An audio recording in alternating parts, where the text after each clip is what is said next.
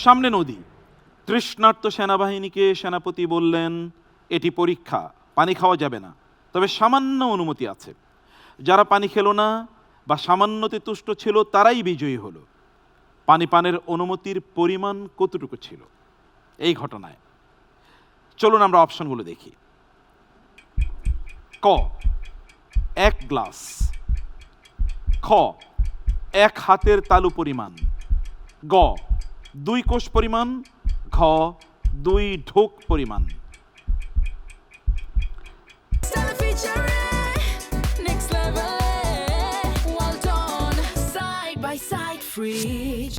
Option খ 1 হাতের তালু পরিমাণ। আপনি বলছেন 1 হাতের তালু পরিমাণ পানি। লক করে দিলাম। সিস্টেম বলছে আপনার উত্তরটি যথাযথ ছিল। আলহামদুলিল্লাহ। আলহামদুলিল্লাহ, মোবারক, মাশাআল্লাহ। আমরা যাচ্ছি পরের প্রশ্নে।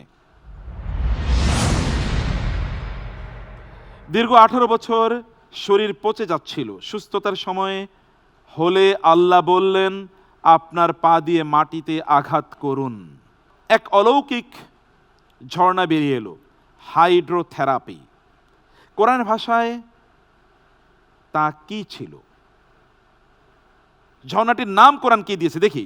অপশনস: ক শরীর মাখানোর জন্য সুগন্ধি তেল, খ পান করার জন্য মধু, গ গোসল ও পান করার জন্য ঠান্ডা পানি, ঘ বরকতের জন্য জমজমের পানি।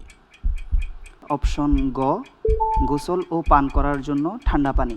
অর্থাৎ আল্লাহ তাআলা তাকে বলেছেন যে পা দিয়ে আঘাত করো। ঝর্ণার পানি যখন বের হয়ে আসলো তিনি খেলেন এবং গোসল করলেন, তাতে তিনি সুস্থ হয়ে গেলেন। জি আলহামদুলিল্লাহ। সুবহানাল্লাহ। অপশন গ রাইট আনসার। আলহামদুলিল্লাহ।